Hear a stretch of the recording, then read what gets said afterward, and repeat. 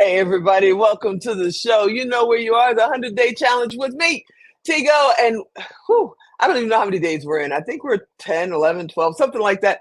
Doesn't matter. We got like 80 something more days to go, 90 days to go, something like that.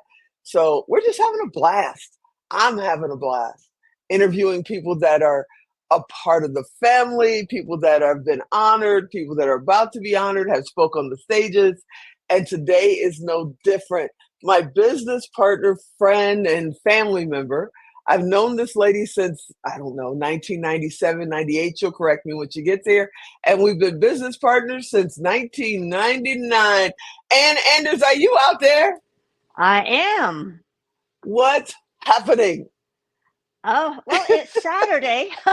I made it here. That's probably the biggest accomplishment. I had like a minute to spare. You had a couple of minutes, a couple of minutes. First and foremost, I want to thank you for your service. You always know that. And I want to thank you for wearing your red shirt.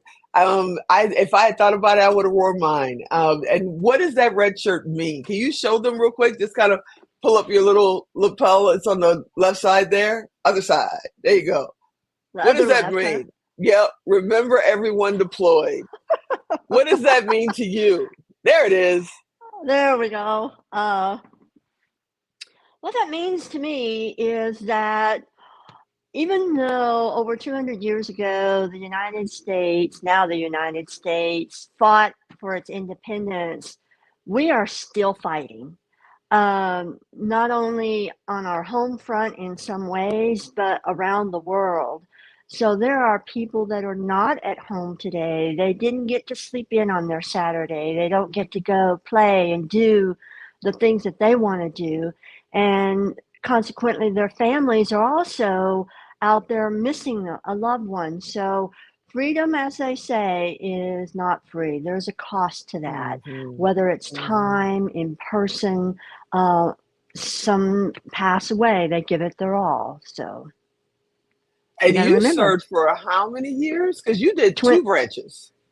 I did. Okay. How many years? I did a total of 20. Wow. You did 20 years. And you've watched many people come in and out of your life, in and out of the service. What was that journey like for you? First, what made you decide, you know what? I'm going to go join the military. Well, kind of a funny story. I went to high school in Kentucky, a little backwoods county. Give you an idea, my graduating class was 101 people, 110 people. That's a county high school now, mind you, not a big city high school. So kind of a small rural area. And I wanted to get away. I wanted to travel. I wanted to do all this. Well, amazingly, when I was like in my junior, senior year, I started working. I wanted to be an airline stewardess. And so I took a course and I went and did my everything down in Florida after I graduated and found out that I had to be 21 because you serve alcohol. I had to be 21 to be a stewardess. I'm like, what?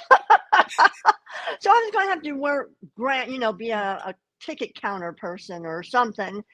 And on my way back from Florida, from my residency at the time, and I'm only 17 years old by myself in Miami, Florida, in 1971. Wow. So it is so totally different. No way would anybody's parent let them go unaccompanied to Miami for all by themselves for 2 weeks. Anyway, so on my way back, I sat next to a young lady who was in the Navy, and she was holding what we call our bucket hat. It's kind of sits like a bucket on your head.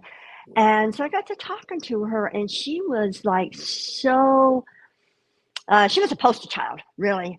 So excited about what she was doing and how it was going and what her life was about. And I'm like, oh, I want to do that. I want to do that. And so I got home and I had my mom take me down to the recruiting station. And so I went to the Navy. And they said, well, there's only like 5 career fields that you can join. And they kind of did a pushback on me. I'm like, Okay, so I walked right down the hall. Back then, I don't even know what they're like nowadays, but back then they were down the hall from each other. So I went Yep. into the Air Force, and they were more than happy to have me. And so I said, okay, okay. So that was it. By October, I just turned 18. Back then, if you weren't 18, you had to have, for a female, you had to have one of your parents sign for you to get Yep. in. I went So, through that. so there I was. I joined the Air Force and off to San Antonio I went. Wow. Yeah, and then after that, you decided, okay, I'm going to switch over to the Navy Yeah, yeah. and finish your career. I remember that day. Do you remember first day of boot camp? Oh, yes. What was first day of boot camp like for you? It was the world opening up for me. I got to talk and meet to people that had well, I say traveled. They were from different areas. I mean, I was born in Arizona, then I moved to Kentucky, and pretty much all I knew was my little county and the surrounding counties in Kentucky. Um, but here are people from New York, and here's people Yeah. from California, Yep. and all these other people, sizes and colors. And man, I was just a little chatty Cathy. I just talked to everybody. I remember my first day of boot camp. Actually, I remember the first night more than anything because Yeah, our company commander had us write a note. They passed out pencils and pieces of paper. And they said, they wanted to know what you thought you would get out of your boot camp with the US Navy. hmm. And I was like, oh, okay. So me being the smart aleck from the south side of Chicago, I wrote in big block letters, "You will not break me," and turned it in. And she said, "Goss, you're going to be my personal project for the next I 8 weeks." And I I did bet. every job there was. I was cadence Hmm. caller. I was port watch. I was everything. She was like, "Oh yeah, I'm not gonna break you. Let's see." But I have to say, even today, when I get stuck in something, when I want to quit, when I'm like, I am done, I hear her in my ear, say, "Let's go." And I'm like, okay. So it kind of set the foundation for my life because you joined in 71. I joined in 81. We had a little bit more jobs than we could do. By 81 as females, we still had to have our parents sign. My dad refused to get out of the car. The recruiter Yeah. had to come to the car and slide it through the window and he take her, you know. But that's how I joined, and I think that's what gave us a great foundation and a great base for our friendship, for our family, but for our businesses. We've been in this journey together since Yeah. Unity, Yeah. Yeah. since 1999. Goss, Yep. Estrada, and Anders. Yep. Yep. Striving and just going for it. And you just recently had yet another retirement. You retired from the military, Yep. then you decide, what the heck? I'm going to go finish my degrees. I think you were in your 40s when you decided to do that, weren't you? You Correct. know, and then you start a whole nother career. You were like the number one food safety inspector in the world or something for a while there. And then you decide to do another career. But recently, you just retired again. It I doesn't did. mean anything because you still got the business, but I'm gonna go ahead and pretend like it does. What does it feel like to be retired? It's been a couple of weeks, about a month or so. How you feeling? About a month. Liberated in some ways. I'm the type of person that I'm always going to have a schedule. So while I don't get up at 3:30 anymore, I am still up by 5:30, 6 o'clock. I do my workout. I'm back. I'm studying. I'm learning things because there was so many things. I'd like to study that. I'd like to do this, and I'd like, And so now I'm able to do those things, and at my own pace. I can have my lunch, and if I go more than an hour, oh well. There's no one calling me during the eating, and there's no one calling me because I've worked from home now for for, well, pandemic going on 5 years. So I had worked from home. So, my house layout. So from my office to my kitchen is, 30 steps. I could hear Yeah, the it's not phone. far. So, Yep. and Bruce was saying, somebody's calling you. Why don't you eat? Let it ring. They can wait. And you know me, I will not let a ringing phone go unanswered. This is true. This is true.